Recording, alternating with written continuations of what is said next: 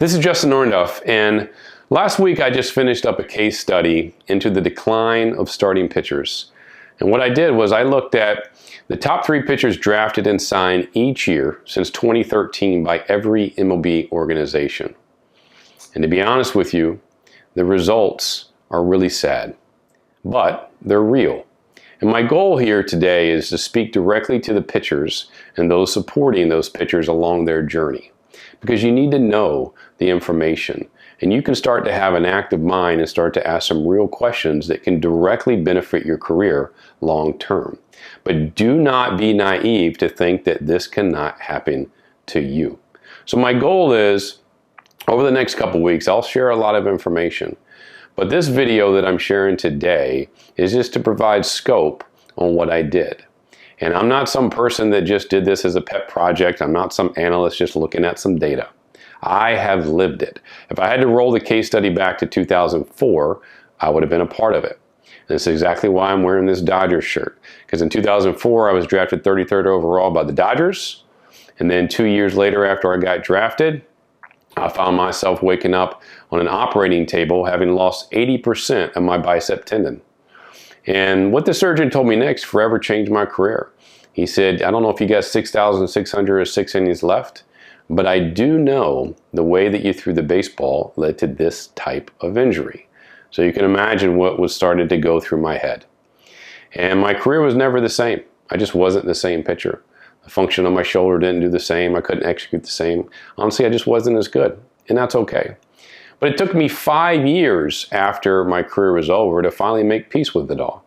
And I made peace because I kind of figured out that no matter how hard I worked and tried, that I was going to get to this threshold of innings where I was eventually going to get hurt.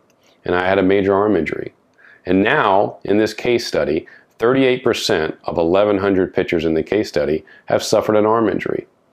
28% have suffered a major arm injury, which means that you just miss 90 days or more.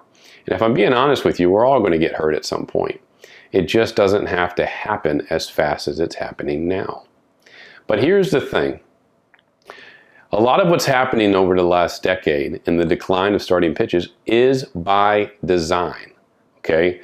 It's not like all of a sudden the human body all of a sudden became less capable of throwing innings until they got hurt, or less capable of advancing.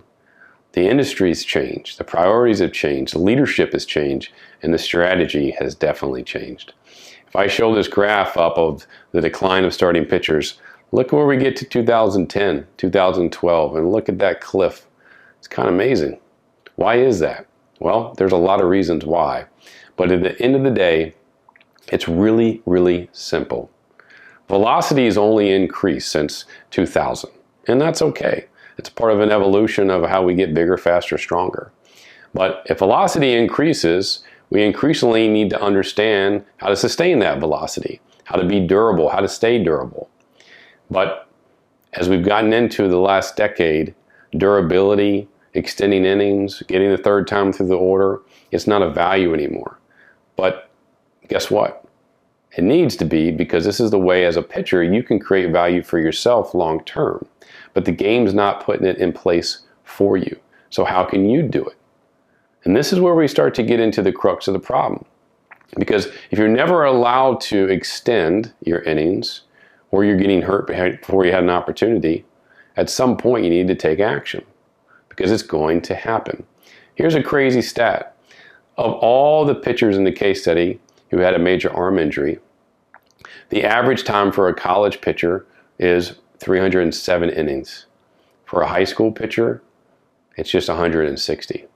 It's crazy. But here's one thing I didn't do. That college number actually includes their college innings. So by the time they become a professional, it's probably much closer to the high school pitcher.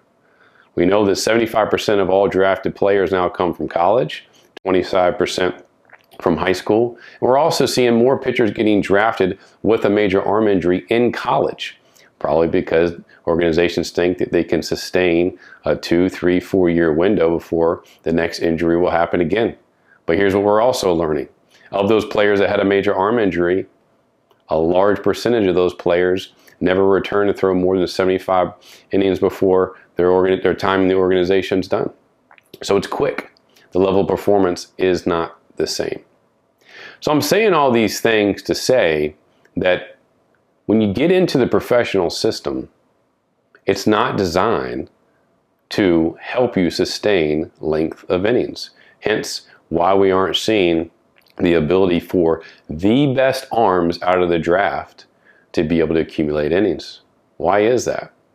It's also crazy to think that 1 in 4 pitchers actually make the major leagues in this case study. Of that 25-26%, only 6.5% have been able to throw 200 innings. 1.5% get to 500 innings, and only 3 pitchers have been able to get to 1,000 innings. One of those pitchers is Aaron Nola. And guess what? Aaron Nola, because he's accumulated more than 1,000 MLB innings pitched, he's already thrown more MLB innings than 20 other MLB organizations. It's just crazy. So as you're coming up through the process, and if I was sitting on that bus at VCU or Team USA, and I had to start thinking about what do I need to do to be able to push the amount of innings that I get to be able to throw before my injury occurs? Or how can I basically engineer my program to be able to be more durable? You got to start asking this. One of the things in the space now that we see is the foundation of movement, whether you want to call it mechanics, biomechanics, it doesn't matter. But it's your understanding of how energy is produced, how it's transferred, how it's absorbed. These things can dramatically shape how you become sustainable at that increased velocity. And again, I'm not somebody that's just making it up. I threw 90-94 as a professional. I got hurt after 474 innings.